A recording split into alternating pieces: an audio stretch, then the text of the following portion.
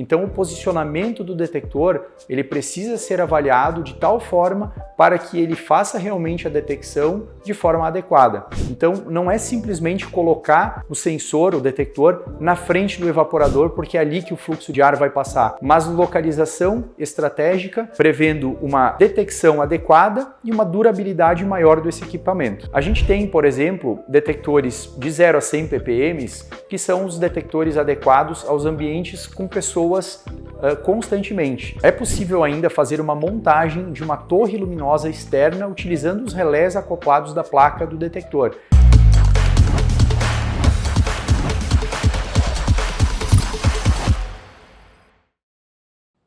Então agora falando um pouco mais de um dos pontos fundamentais, que é sobre a instalação, a posição, a localização, o fluxo de ar, a temperatura e a umidade do ambiente. Um detector bom, mas mal instalado, ele vira um sistema ineficiente e inconfiável.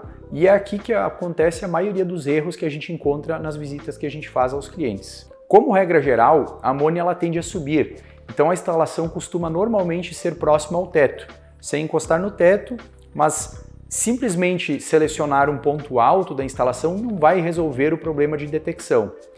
A localização precisa considerar os seguintes aspectos. Além da questão da altura, a localização precisa considerar pontos com maior probabilidade de vazamento, como válvulas, coletores, manifolds, pontos de manutenção ou instrumentação, barreiras físicas, ou zonas de sombra, por exemplo, vigas, dutos, máquinas de grande porte ou divisórias do ambiente, O comportamento do ar, do sistema de ventilação e exaustão, o fluxo de ar nas portas, as correntes e os caminhos preferenciais do gás. Então o posicionamento do detector ele precisa ser avaliado de tal forma para que ele faça realmente a detecção de forma adequada.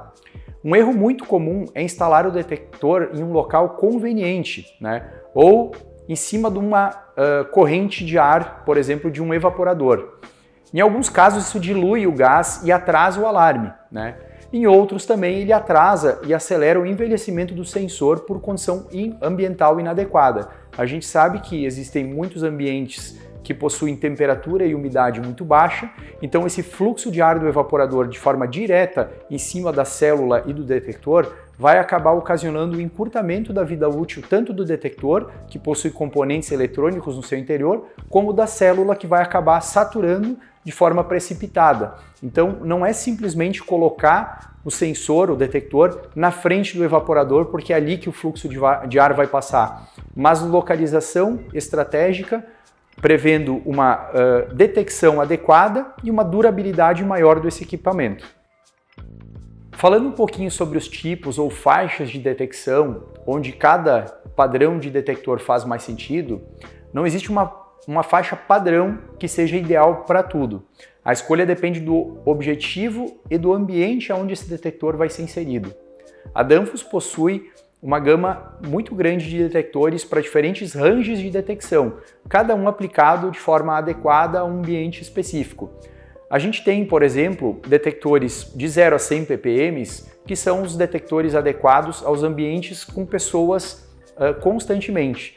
Por que ele é mais indicado para ambientes com pessoas? Porque ele tem uma sensibilidade maior. Então esse detector ele vai ser importante para ambientes onde tem muitas pessoas e qualquer elevação no nível de concentração de amônia naquele ambiente já vai alertar as pessoas através de um alarme de que é necessário fazer então a evacuação daquele espaço. Outra faixa de detecção, por exemplo, é a faixa de detecção de 0 a 1000 ppm, onde normalmente esse detector ele é aplicado e recomendado a sua instalação em salas de máquinas.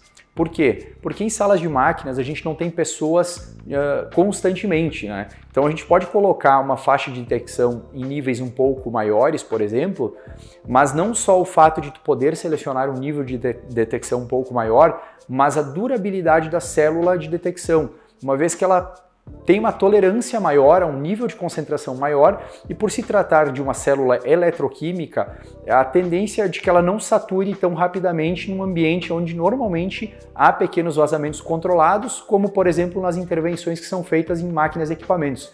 Então se for colocado um detector com um nível de detecção muito baixo, a tendência natural é que essa célula sature rapidamente, né? Então ali a gente pode sim colocar um detector para uma faixa maior, não significa que ele não possa ser ajustado para um nível de alarme que a legislação demande, por exemplo 20 ppm, mas ele vai ter uma duração maior e ele também vai conseguir ser aplicado em outras situações.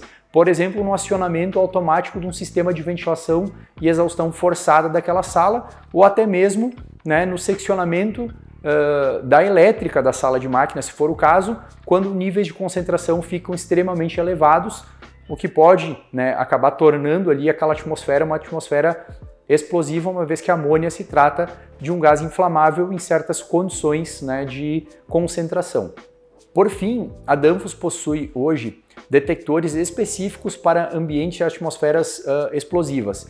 Então, quando existe a necessidade de monitoramento de uma atmosfera explosiva, a Danfoss possui sensores, né, detectores, com uma célula dedicada para isso, uma célula de estado sólido, que faz detecção de até 30.000 ppm. Né? Então, quando for necessário fazer o monitoramento de uma atmosfera explosiva, existe sim um detector dedicado para essa aplicação da Danfoss, que pode ser utilizado para concentrações elevadíssimas de amônia em casos de vazamentos muito grandes. Falando um pouquinho mais dos recursos dos detectores, né, e a integração com a automação do cliente, os detectores da linha GDA da Danfoss, eles possuem diversas formas de comunicar com o sistema de automação. Então, os detectores, por exemplo, da linha Premium, eles possuem relés integrados à placa do próprio detector. E esses relés, eles possibilitam uma série de coisas. Entre, né, as funções aí que podem ser utilizadas, estaria, por exemplo, o acionamento local de um sistema de exaustão daquele ambiente, né, utilizando o sinal desse relé, que é integrado aos níveis de alarme de detecção desse detector. Então, por exemplo, ao atingir, né, 20 ppm, por exemplo, o sistema soa apenas um alarme, e no próximo nível, que poderia ser 35 ou 50 ppm, por exemplo, já seria acionado um sistema de ventilação e exaustão utilizando, né, o relé integrado da placa do próprio detector. Esse detector ele também possui uma saída analógica, que varia de 4 a 20 mA conforme o nível de detecção e o range de detecção que ele atua. E esse sinal poderia ser integrado na automação para alguma coisa específica, né, uma demanda específica do cliente lá dentro de um ambiente específico, né? Outra coisa que é possível de fazer com o detector Danfoss é colocar, né, um sinaleiro, né, integrado a esse detector.